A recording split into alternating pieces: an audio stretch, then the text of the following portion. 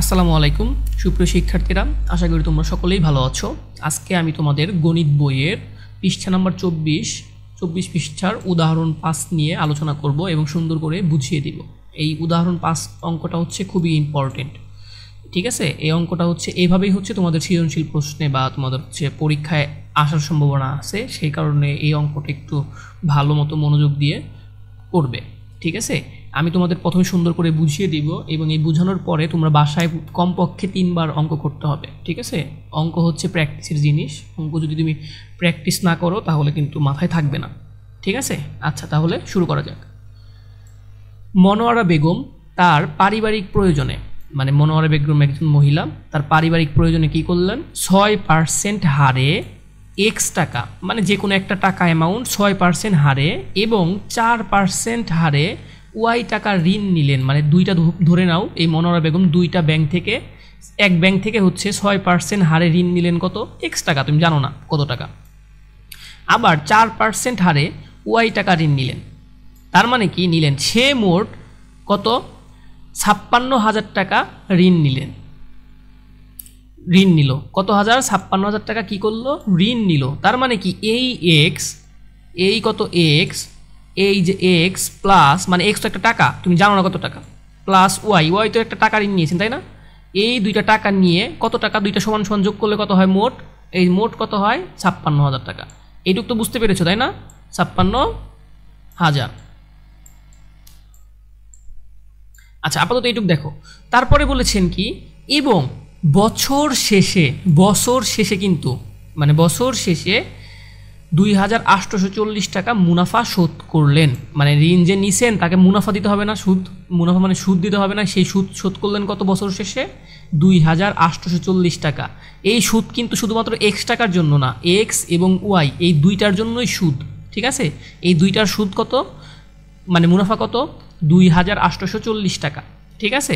আচ্ছা, এখন তুমি যদি এটা বুঝে থাকো তাহলে তোমাকে বলেছে কি, এখন প্রশ্ন দেখো, সম্পূর্ণ ঋণের, মানে সম্পূর্ণ ঋণ কত, 56,000 টাকা, 5% মুনাফা প্রযোজ্য হলে, মানে সম্পূর্ণ ঋণের উপর ধরো ফর এক্সাম্পল কত, 5% মুনাফা প্রযোজ্য হলে বার্ষিক মুনাফা কত।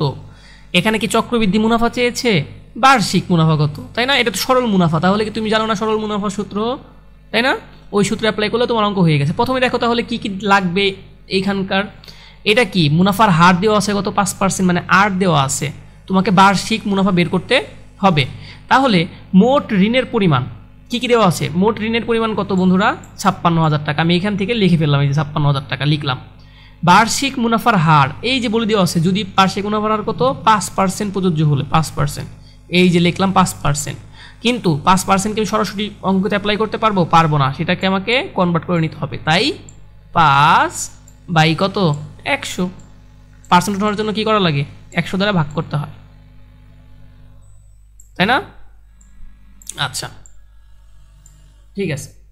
এখন দেখো আর বলেছে কি, দেখো তো বার্ষিক মুনাফা, বার্ষিক মানে কি 1 বছরের মুনাফা কত, তাহলে বার্ষিক সময় কত, সময় হচ্ছে 1 বছর, এবং মুনাফা কত, এখন মুনাফা সমান সমান আই সমান সমান PNR, এটা তুমি জানো সরল মুনাফার ক্ষেত্রে, এটাই তোমাকে অ্যাপ্লাই করলে হয়ে যাবে। এই যে পি এর মান কত 56,000, এন এর মান কত 1, আর এর মান কত, এই যে বের করলাম 5 ভাগ কত 100। এটা দিয়ে তুমি যদি কাটাকাটি করো, এই শূন্য কাটো, আবার এই শূন্য কাটো, এখন হচ্ছে 5, এই যে কত আছে দেখো তো, 560 গুণন 1 গুণন 5 গুণন করলে কত হয়, 2800 টাকা, মানে 2,800 টাকা। নির্ণীয় বার্ষিক মুনাফা কত, 2800 টাকা, যদি 5% মুনাফা হয়। বুঝতে পেরেছো, তাহলে আশা করি বুঝতে পেরেছো। এখন বলেছে কি, x এবং y এর মান নির্ণয় করো, x এবং y এর মান নির্ণয় করতে বলেছে বন্ধুরা। x এবং y মানে কি বন্ধুরা বলো তো, x এবং y হচ্ছে কি, আমরা যে ঋণটা নিয়েছি না, এই যে ঋণটা নিলাম আর এই যে ঋণটা নিয়েছি, এই দুইটা ঋণের পরিমাণ তোমাকে বের করতে বলেছে, ঠিক আছে। আচ্ছা, তাহলে এখন তুমি দেখো, তাহলে প্রথমে কত পার্সেন্ট নিয়েছে দেখো তো, 6% হারে কত টাকা নিয়েছে, x টাকা, এই যে লিখলো 6% হারে মুনাফায় কত, x টাকা। বার্ষিক মুনাফা কত, বার্ষিক মুনাফা এই দেখো x, এটা তোমার কি টোটাল টাকাটা তুমি জানো না, সময় কত, বার্ষিক মানে 1, এই যে সময়। আর কারণ তোমাকে বলো তো এক্স টাকায় বার্ষিক মুনাফা তুমি বের করো। কেন বার্ষিক মুনাফা তোমার লাগবে, ঠিক আছে।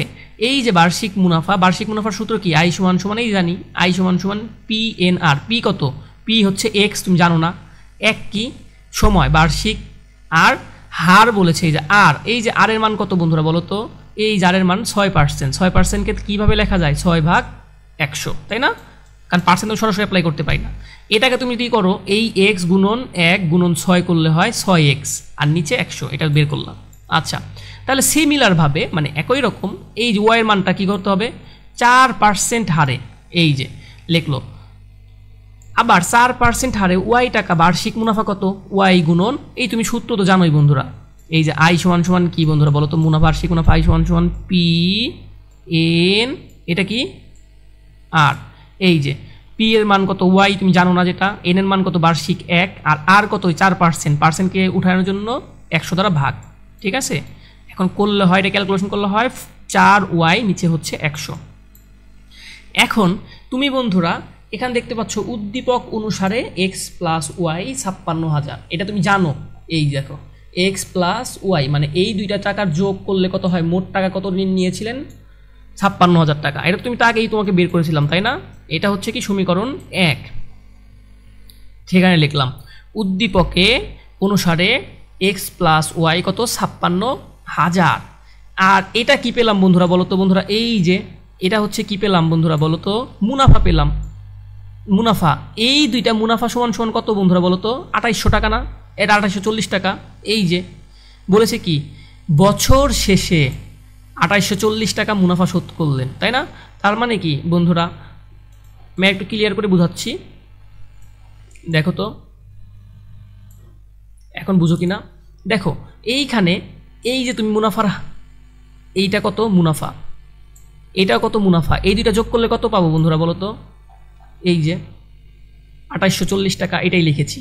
তার মানে তুমি দুইটা সমীকরণ পেয়ে গেলে। এটা হচ্ছে আমি কত টাকা, এক্স প্লাস ওয়াই যোগ করলে কত হয় 56,000, আর হচ্ছে মুনাফা এত সমান সমান কত 2840 টাকা পেলাম। ভালো কথা। এখন আর কিচ্ছু না বন্ধুরা, এখন আমার অঙ্কটাকে ছোট করতে হবে, কারণ এখন আমার কি সমীকরণ থেকে অঙ্কটা ছোট করতে হবে। এটাকে এইখানে কিছু লাইন স্কিপ করেছে তোমার বইতে, আমি তোমাকে করে দেখাচ্ছি। এখানে করেছে কি লসাগু নিয়েছে, এটা এই যে নিচে 100 আর 100 লসাগু কত হয় বন্ধুরা বলো তো, 100 হয়, তাই না? 100 হয়। এখন দেখো এই হর, এটা হচ্ছে হর, এটা হচ্ছে লব, উপরেটা লব। এই হর দ্বারা এটাকে ভাগ করতে হয়, 100 দ্বারা এই যে লসাগুটাকে ভাগ করলে কত হয় 1, এই 1 দিয়ে উপরের লবকে গুণ করতে হয়, তাহলে কত হইল 6x, 1 দিয়ে 6x গুণ করলে ওইটাই থাকে, এই যোগ আছে, যোগের জায়গায় যোগ। আবার এই 100 দ্বারা এটাকে ভাগ করো, কত হয় 100 দ্বারা 100কে ভাগ করলে 1, এই 1 দিয়ে লবকে গুণ করো, 4y-কে গুণ করলে 4y থাকে, ঠিক আছে। এটা সমান সমান কত বন্ধুরা, সমান সমান ওই যে 2800 টাকা, 2840 টাকা, ঠিক আছে। এটা নিচে লিখে ফেললাম জায়গা নাই দেখে। আচ্ছা, এখন আর কিচ্ছু করেনি। এখন তোমার এটাকে কি করেছে বন্ধুরা দেখো তো, এখন তোমার লাগবে কি বন্ধুরা এক্স এবং ওয়াই, বা তুমি আড়াআড়িও গুণ করতে পারো, ঠিক আছে। এটাকে তুমি বড় করে দেখাচ্ছি, এই যে এখানে বড় করে দেখাই, 6x প্লাস 4y নিচে কত বন্ধুরা 100 সমান সমান কত 2840। দেখো তো এখন কি করেছে, এখন আমার লাগবে কি, আমার লাগবে হচ্ছে এই যে এক্স, নিচে তো ভগ্নাংশ থাকা যাবে না, তাই না, আমার এক্স এবং ওয়াই লাগবে। সেই কারণে আমি কি করলাম, এটার নিচে আছে কত বন্ধুরা, এটাকে দুইভাবে করা যায়। এটাকে তুমি চাইলে যে এইভাবে নিচে মনে মনে কত আছে নিচে 1, চাইলে তুমি আড়াআড়ি গুণ করতে পারো, মানে এই যে 6x এর সাথে 1 দ্বারা গুণ, 6x এবং 4y এর সাথে আবার 100 দিয়ে 250 দিয়ে গুণ, এটাও হয়। আবার তুমি যদি অন্যভাবে চিন্তা করো, এইভাবেও চিন্তা করতে পারো। আমার মেনলি হচ্ছে আমার টার্গেটটা কি, আমার হচ্ছে এক্স এবং ওয়াইয়ের মানটা লাগবে, এটা তো থাকা যাবে না। এটা আছে কি আকারে, এপাশে ভগ্নাংশ কি আকার আছে ভাগ আকারে, এই পাশে গেলে কী হবে গুণ হবে। এটাকে গুণ করলে কত হয়, এই যে 2টা শূন্য বেড়ে যাবে এখানে, এই যে একটা শূন্য 100 দ্বারা গুণ করলে মানে 2টা শূন্য বেড়ে যাবে, আর এই যে এই 100 শেষ হয়ে যাবে। বুঝতে পেরেছো? এভাবেই এই যে এটা আসছে। এই যে 6x প্লাস 4y সমান সমান কত 2,84,000 টাকা পেয়েছি। এখন এটাকে কিচ্ছু করে না, দেখো তো উভয় পাশে যায় এমন একটা সংখ্যা দ্বারা ভাগ করেছে। তুমি চাইলে তুমি এখান থেকে অঙ্ক করতে পারতা, কিন্তু এখন তোমার বইতে হচ্ছে আরেকটা লাইন ছোট করেছে, উভয় পাশেকে 2 দ্বারা ভাগ করেছে, সব পাশেকে 2 দ্বারা মানে ছোট করেছে। আবার কমনও তুমি চাইলে কমনও নিতে পারো, তোমার ইচ্ছা 2 দিয়ে কমন নিতে পারো, ঠিক আছে। একই জিনিস উভয় পাশে কি করেছে 2 দ্বারা ভাগ করেছে। দেখো তো এই পাশে 2 দ্বারা ভাগ করলে কি হয় 3x, এটাকে 2 দ্বারা ভাগ করলে কত হয় 2y, এটাকে 2 দ্বারা ভাগ করলে কি হয় 1,42,000 টাকা, ঠিক আছে। এটা আমার 2 নম্বর সমীকরণ পেলাম। এটা কেন দরকার হলো বন্ধুরা, আমার অঙ্কটা ছোট করেছে, তুমি চাইলে এই লাইন থেকে অঙ্ক করতে পারতা, কোনো সমস্যা নাই। বুঝতে পেরেছো? মানে এমন একটা সংখ্যা যেটা উভয় পাশে ভাগ যায়, সেই সংখ্যাটা দিয়ে তুমি করতে হবে, ঠিক আছে। আচ্ছা, তারপরে দেখো এখন 1 নং সমীকরণকে 3 দ্বারা গুণ করলে গুণফল থেকে 2 নং সমীকরণ বিয়োগ করি, মানে কি দেখো তো আমার 1 নম্বর সমীকরণ কোনটা বন্ধুরা, এই যেটা না, এটা হচ্ছে আমার 1 নম্বর সমীকরণ। এটাকে কি করেছে বন্ধুরা 3 দ্বারা কি করেছে গুণ করেছে। কেন করেছে, আমার হচ্ছে কি 3 দ্বারা গুণ করেছে, 1 নং সমীকরণকে কি করেছে 3 দ্বারা গুণ করেছে। কেন 3 দ্বারা গুণ করার প্রয়োজন হইল, কারণ কি তুমি এখানে 2 দ্বারাও গুণ করতে পারতা, ঠিক আছে। এটা তোমার কারণ কি, তুমি দেখো তো বন্ধুরা আমার একটা সমীকরণে পাইলাম কত 3x, আরেকটা সমীকরণে পাইলাম 3x প্লাস 2y মানে 2y 1,42,000 এটা পেলাম। আরেকটা সমীকরণে পেলাম কি x।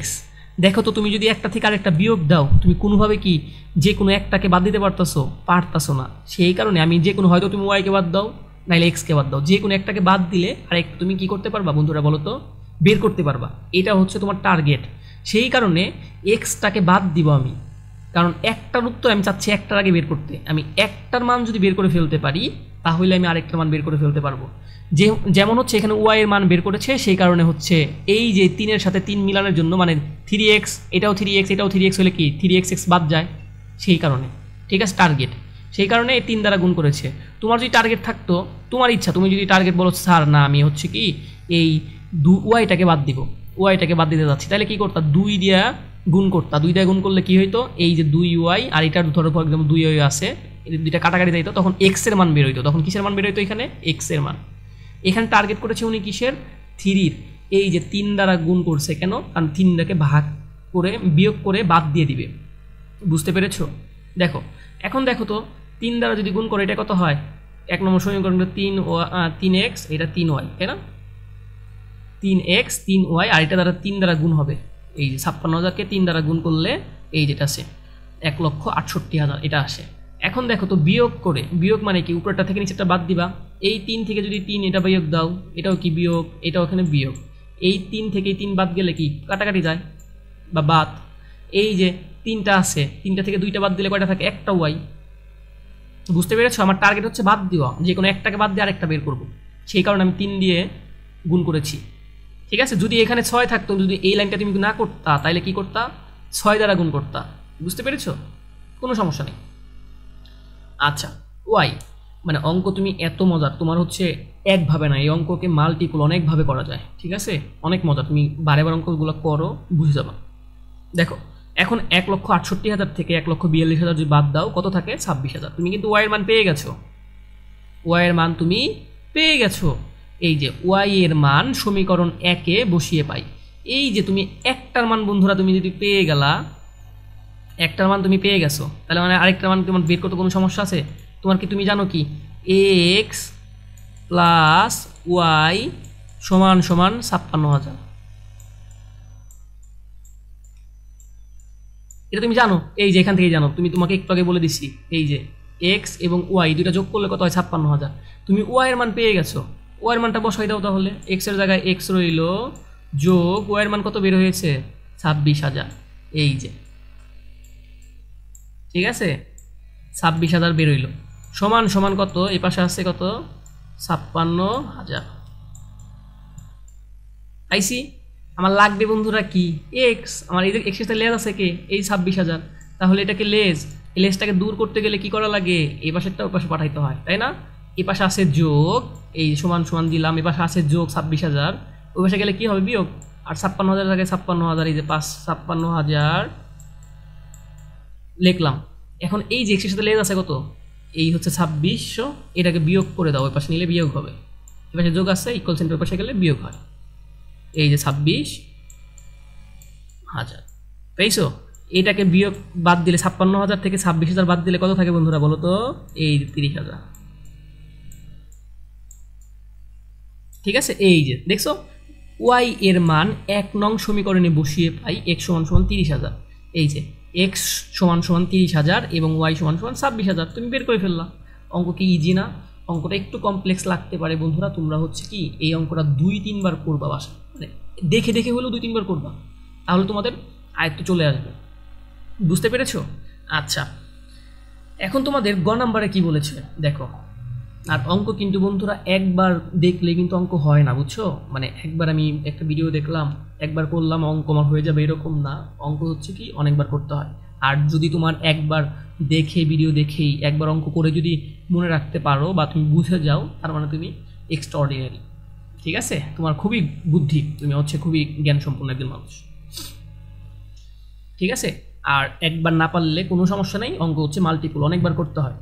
এই অঙ্কগুলো এমনই, মানে অঙ্কগুলো বারেবার তুমি যত তুমি করবা তত তুমি বুঝবা। প্রথমে যদি না বুঝো, না বুঝে বুঝে দেখে দেখে করো, তারপর অটোমেটিক তোমার মাথায় ঢুকতে শুরু করবে। ঠিক আছে, আচ্ছা এখন বলেছে কি সম্পূর্ণ ঋণের ওপর, সম্পূর্ণ ঋণ কত? 56,000 টাকা, 5% চক্রবৃদ্ধি মুনাফা, 5% মানে কি হারে প্রযোজ্য হলে 2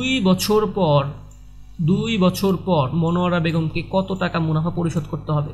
চক্রবৃদ্ধি বলেছে, তার মানে কি 2 বছর বলে দিয়েছি। চক্রবৃদ্ধি আমরা সূত্র জানি না একটা, সেই সূত্রটা তুমি মনে অ্যাপ্লাই করতে পারলেই হয়ে গেছে অঙ্ক, কিচ্ছু না।